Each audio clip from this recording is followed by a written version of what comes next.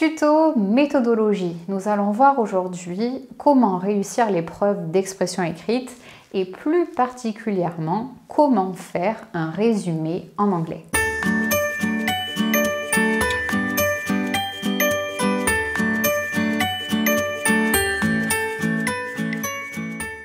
Alors, avant de rédiger votre résumé au propre, que devez-vous faire? Vous devez tout d'abord repérer le sujet et la nature du document que vous avez à résumer.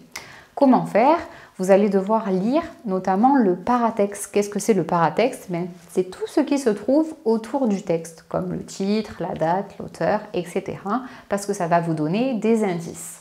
Pensez également à repérer dès la première lecture les éléments importants et les surligner. Et commencez à classer dans votre tête les différents thèmes ou arguments que vous pouvez rencontrer. Ensuite, rédigez au brouillon votre plan détaillé. Là aussi, ne perdez pas du temps à écrire, à rédiger tout votre brouillon entièrement, ça sert à rien. Des exemples de plans détaillés, ça peut être d'un côté les avantages, les inconvénients, ou alors un plan de style cause-conséquence, ou encore un plan qui suivrait les arguments qui sont développés dans votre texte d'origine.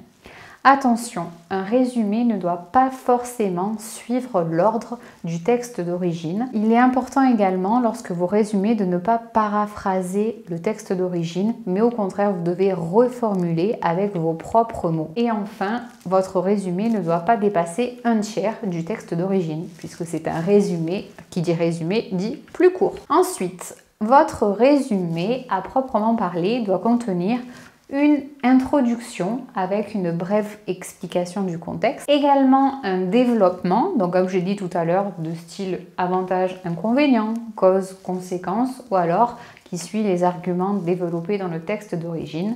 Et enfin, une conclusion qui est un bref résumé du développement et une ouverture sur la suite. Donc comme n'importe quelle expression écrite, mais en plus court. Quelques conseils pour réussir votre résumé en anglais. Pensez à bien gérer votre temps, comme d'habitude, et ne pas tout rédiger au brouillon, puisque c'est vraiment une perte de temps. Gardez du temps à la fin pour relire votre devoir, c'est vraiment très important. Donc pensez à l'orthographe, à la syntaxe, aux conventions d'écriture demandées, etc. Soignez également votre écriture et la présentation de votre devoir. Vous devez donner envie à votre correcteur de vous mettre une bonne note. Donc pour cela, pensez à le mettre de bonne humeur. Ensuite, donc n'ayez pas peur également de sauter des lignes. Plus votre devoir est aéré, plus il est agréable et facile à corriger.